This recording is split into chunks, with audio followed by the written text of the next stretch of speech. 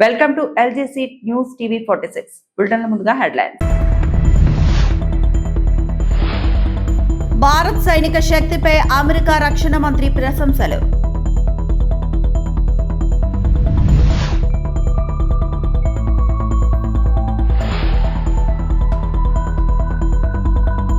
ధాన్యం సేకరణలో రాష్ట్ర ప్రభుత్వం పూర్తిగా విఫలం. కేంద్ర మంత్రి కిషన్ రెడ్డి.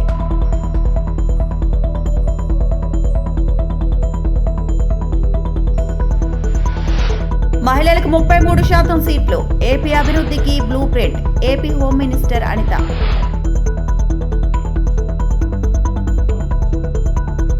భారత్ తన జాతీయ ప్రయోజనాల పరిరక్షణలో దృఢంగా వ్యవహరిస్తోందని అమెరికా రక్షణ శాఖ మంత్రి పీట్ హెగ్సెత్ ప్రశంసించారు. శక్తివంతమైన భారతదేశం ప్రపంచ వేదికపై మరింత కీలక పాత్ర పోషిస్తోందని ఆయన పేర్కొన్నారు.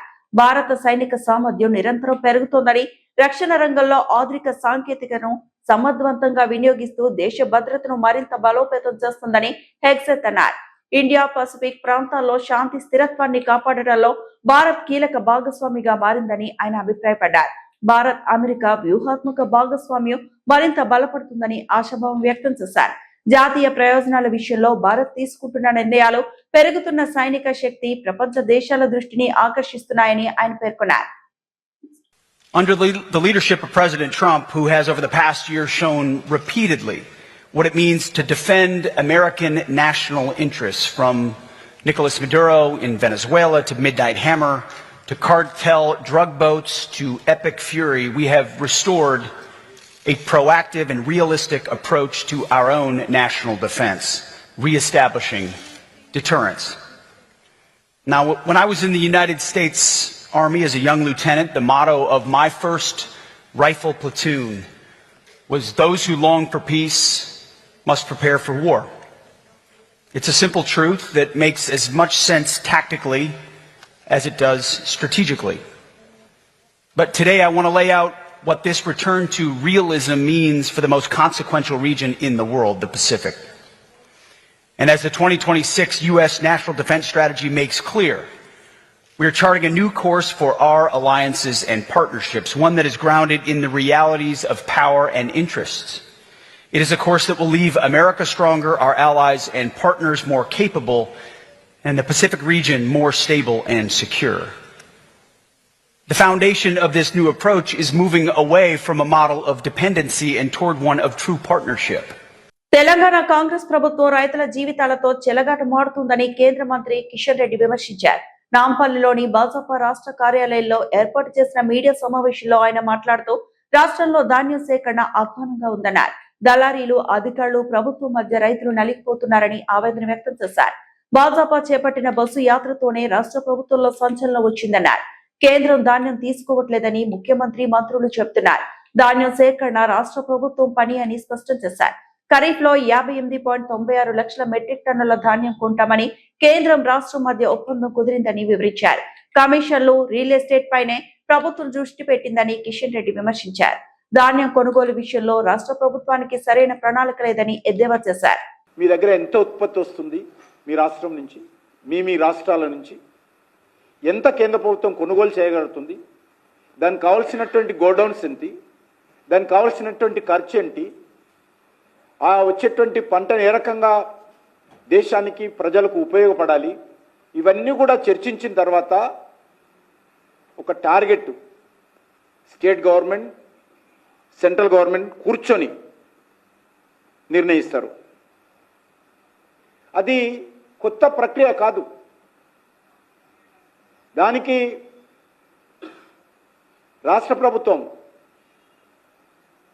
గతంలో కేంద్రంలో జరిగినటువంటి సమావేశంలో ఒక అంగీకారాన్ని కుదిరారు. ఈ సంవత్సరం ఖరీఫ్లో 58.96 LMT కొంటామని, ఇస్తామని అంగీకారం కుదిరింది. రబీకి వచ్చేసరికి 52.24 LMT lakh మెట్రిక్ టన్స్. ఇది ఎఫ్సిఐకి ఇచ్చే విధంగా రాష్ట్ర కేంద్ర ప్రభుత్వాల మధ్య, పౌర సరఫరాల శాఖ మంత్రిత్వం మధ్య ఇది ఒప్పందం కుదిరింది.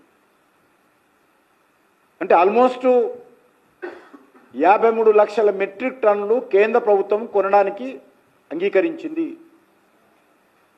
మరి కనీసము అది కొనడానికి ప్రభుత్వానికి వచ్చే ఇబ్బంది అని అడుగుతా ఉన్నాను.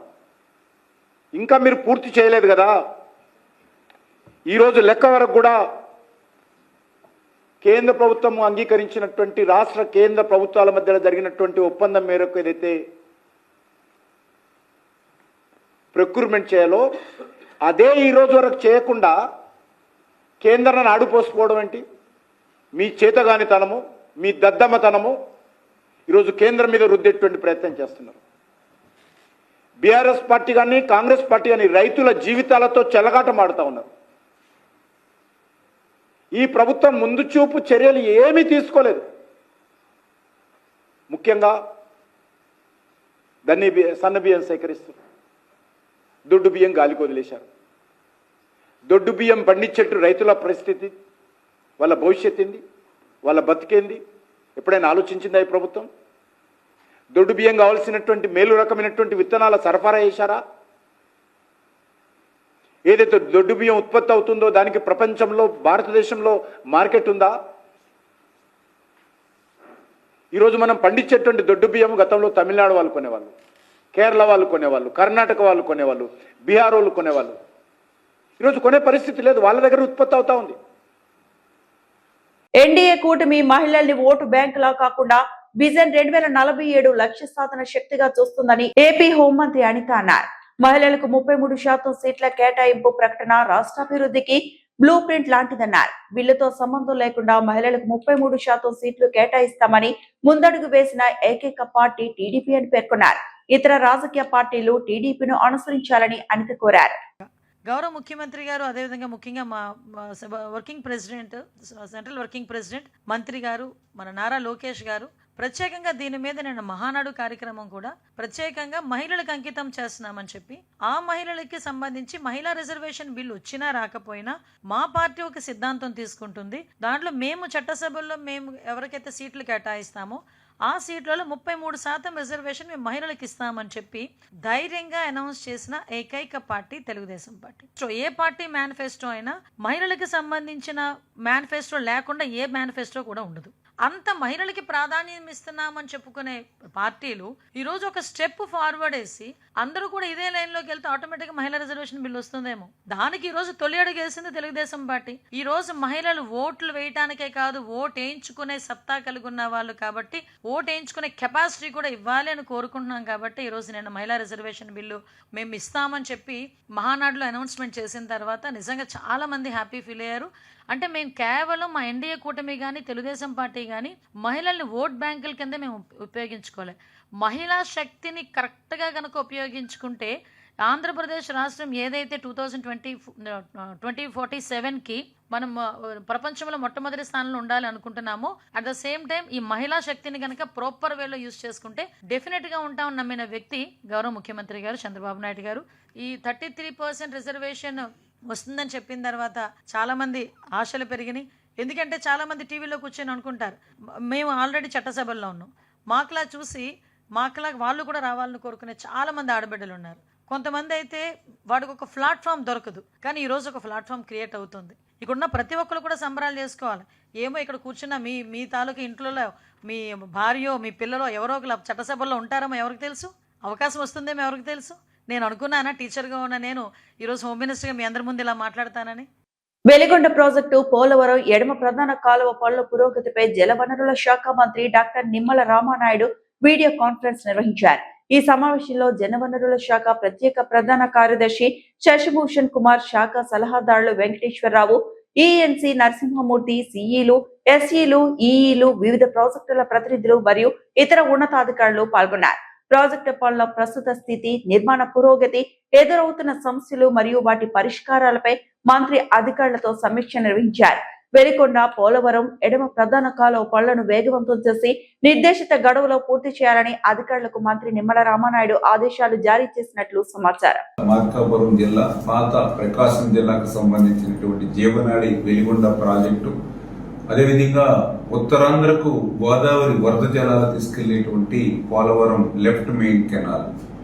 ఈ రెండింటి మీద కూడా ఇప్పుడే మా ఇరిగేషన్ సెక్రటరీ గారు, ఈఎన్సీ అడ్వైజర్, సంబంధించినటువంటి ఇరిగేషన్ అధికారులు, ఏజెన్సీలతో కలిసి ఇప్పుడే టెలికాన్ఫరెన్స్ ద్వారా, జూమ్ ద్వారా రివ్యూ చేయడం జరిగింది. దగ్గర 4 hours.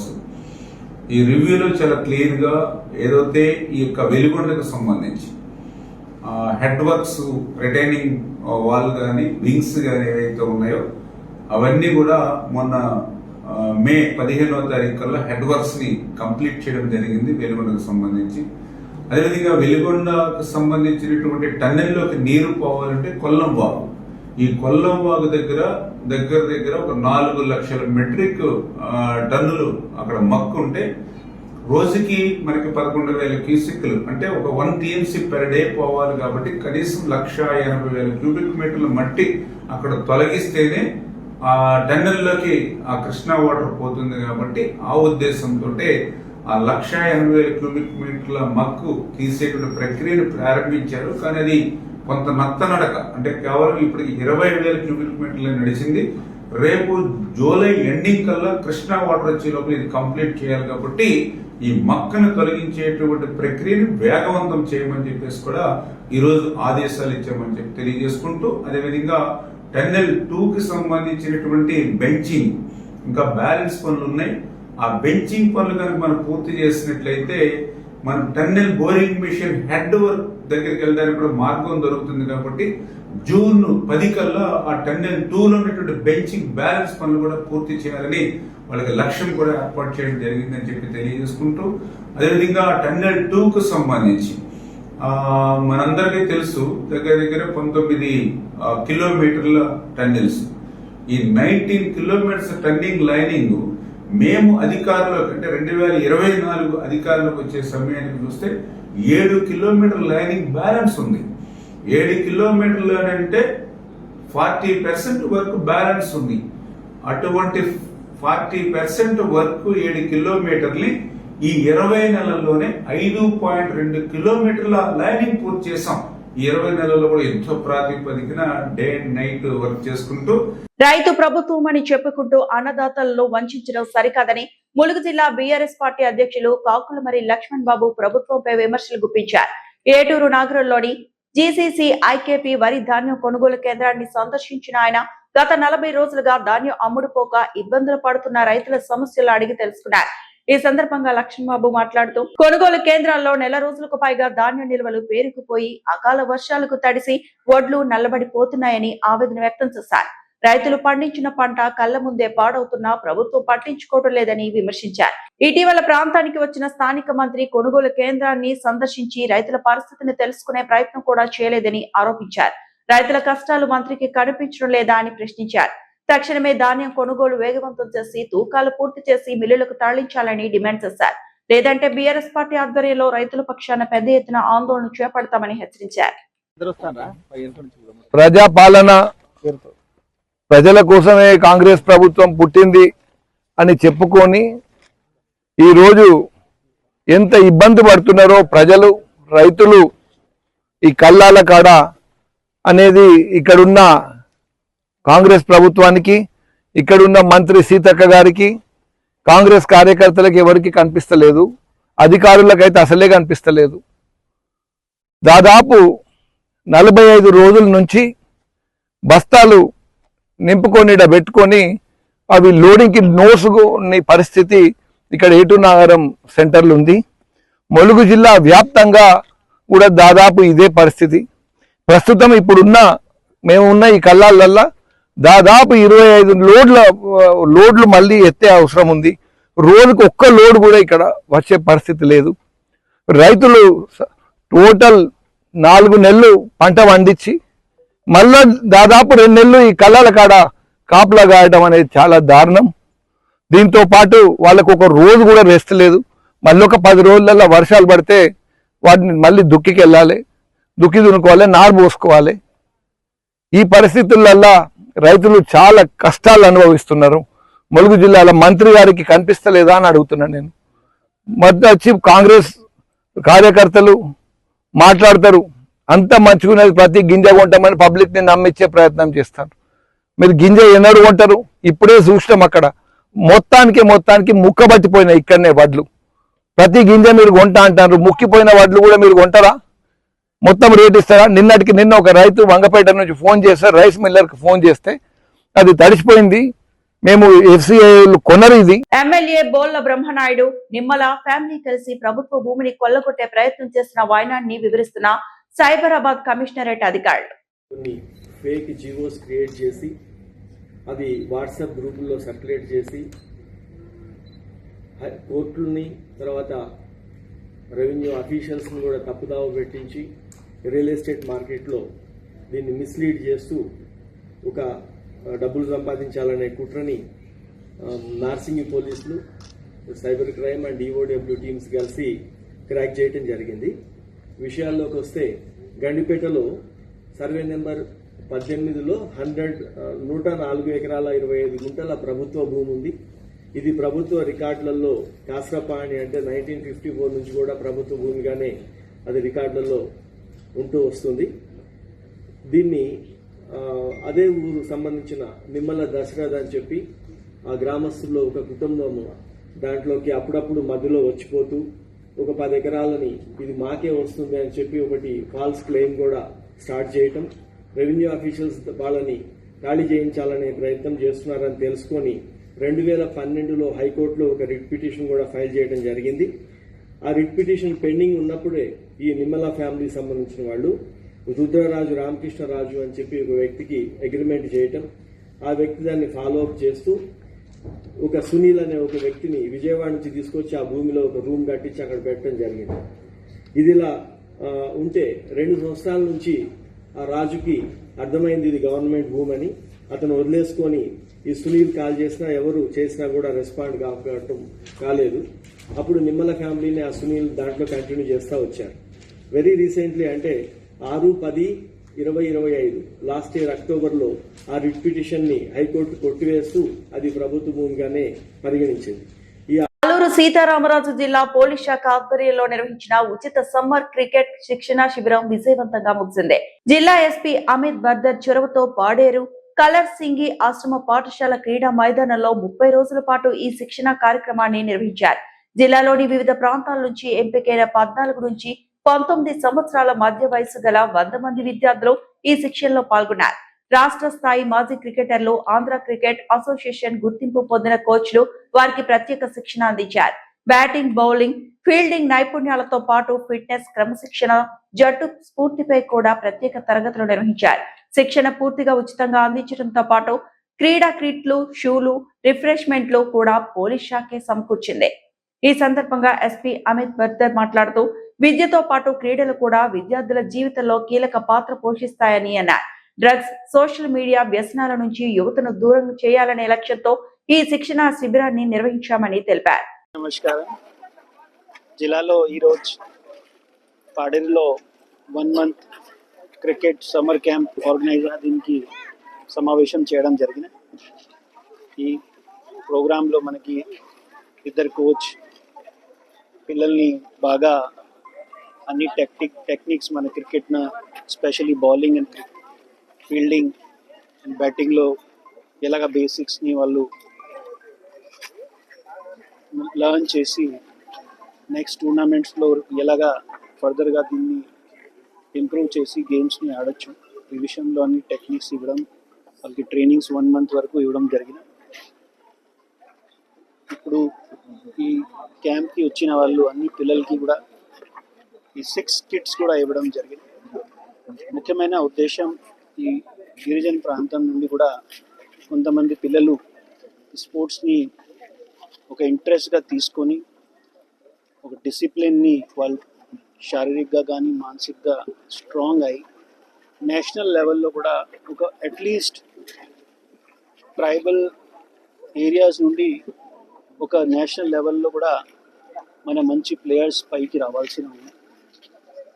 నా ఎక్స్పెక్టేషన్స్ ప్రకారంగా ట్రైబల్ ఏరియాస్లో ఇంత బాడీ పిల్లలకి బాగా స్ట్రాంగ్గా ఉంటున్నాయి కాబట్టి వాళ్ళు కొద్దిగా ప్రాక్టీస్ చేస్తే మన నేషనల్ లెవెల్లో కూడా ఒక అట్లీస్ట్ ఒక ఆల్ ట్రైబల్ క్రికెట్ టీం కానీ ఆర్ ఏమైనా స్పోర్ట్స్లో వాళ్ళు కూడా రిప్రజెంటేషన్ కోసం రెడీ అయిపోవాలి. సో ఇదే ఉద్దేశంతో వాళ్ళని మోటివేట్ చేయడం జరిగింది. ఈ ప్రాంతంలో పిల్లలకి బాగా ఇంట్రెస్ట్ ఉంది. స్పోర్ట్స్లో మనకి మంచి చేయడానికి వాళ్ళకి బాగా ఇంట్రెస్ట్ ఉన్నాయి. నెక్స్ట్ మన మీడియా బంధువులతో మాట్లాడే టైంలో కానీ విలేజ్ విజిట్స్లో మన SHOs వెళ్తున్న టైంలో కూడా వాళ్ళు ఫ్యామిలీ మెంబర్స్తో మాట్లాడుతున్నారు. చట్టసభల్లో మహిళలకు 33% రిజర్వేషన్ కల్పించే బిల్లు ఇంకా పూర్తి స్థాయిలో అమలు కాకపోయినప్పటికీ తెలుగుదేశం పార్టీ మహిళా సాధికారతకు కట్టుబడి 33% ప్రాధాన్యత కల్పించడం అభినందనీయమని టీడీపీ తిరుపతి పార్లమెంట్ అధ్యక్షురాలు డాక్టర్ పనబాక లక్ష్మి పేర్కొన్నారు. మహిళలకు రాజకీయంగా, సామాజికంగా, ఆర్థికంగా ఉన్నత స్థానాన్ని కల్పించాలనే లక్ష్యంతో పార్టీ తీసుకుంటున్న నిర్ణయాలు దేశ రాజకీయాలకే ఆదర్శంగా నిలుస్తున్నాయని ఆమె కొనియాడారు. పార్టీ కమిటీల నిర్మాణం నుండి కీలక పదవుల కేటాయింపు వరకు మహిళలకు సముచిత స్థానం కల్పిస్తూ వారిలోని నాయకత్వ పటిమను ప్రోత్సహిస్తున్న ఘనత తెలుగుదేశం పార్టీకే దక్కుతుందని పనబాక లక్ష్మి స్పష్టం చేశారు. ఓం నమో వెంకటేశయ్య. నిన్న జరిగినటువంటి మహానాడులో మా జాతీయ అధ్యక్షులు నారా చంద్రబాబు నాయుడు గారు కానీ, national working president Nara Lokesh గారు ఒక తీర్మానాన్ని ఆమోదించడం జరిగింది. మహిళా రిజర్వేషన్లు చట్టసభల్లో అమలు చేసినా చేయకపోయినా మన రాజకీయ పార్టీలో దాన్ని మేము 33% అమలు చేస్తాము అని చెప్పడం జరిగింది. ఒట్టి పేపర్లకే ప్రకటనలకే పరిమితం కాకుండా ఆచరణలో పెట్టిన పార్టీ ఏదన్నా ఉందంటే అది తెలుగుదేశం పార్టీ అని గర్వంగా చెప్తున్నాను. ఈ రోజున ఈ 33% రిజర్వేషన్లు ప్రవేశపెట్టినందుకు వారికి మహిళలందరి తరఫున నేను కృతజ్ఞతలు చెప్తున్నాను. ముఖ్యంగా తెలుగుదేశం పార్టీ మహిళా పక్షపాత పార్టీ. మహిళల కోసం అనేకమైనటువంటి కార్యక్రమాలు చేపట్టిన పార్టీ తెలుగుదేశం పార్టీ. మహిళా సాధికారత తీసుకురావాలని చెప్పిన ఒక ముఖ్య ఉద్దేశం. ఈ రోజున మహిళల్ని అనేక విధాలుగా ఎంకరేజ్ చేస్తూ ఉంది తెలుగుదేశం పార్టీ. మహిళలకు ఆర్థిక స్వావలంబనం కల్పించాలని దిశగా ఈ రోజున దాదాపుగా 12 లక్షల మంది డ్వాక్రా గ్రూపులను బలోపేతం చేస్తూ దాదాపుగా 1.12 కోట్ల మంది మహిళలకు ఉపాధి, ఆదాయ అవకాశాలు కల్పిస్తున్న పార్టీ ఏదన్నా ఉందంటే అది తెలుగుదేశం పార్టీ అని గర్వంగా చెప్పుకోవచ్చు. అలాగే బ్యాంకు లింకేజ్ ద్వారా ఇప్పటి వరకు 68,000 కోట్ల పైసలకు ఆర్థిక సహాయం చేసింది. రాష్ట్రంలో 5 లక్షల మంది మహిళా పారిశ్రామికవేత్తలను తయారు చేయాలన్నది. ఈ వార్తలు ఇంతటితో సమాప్తం.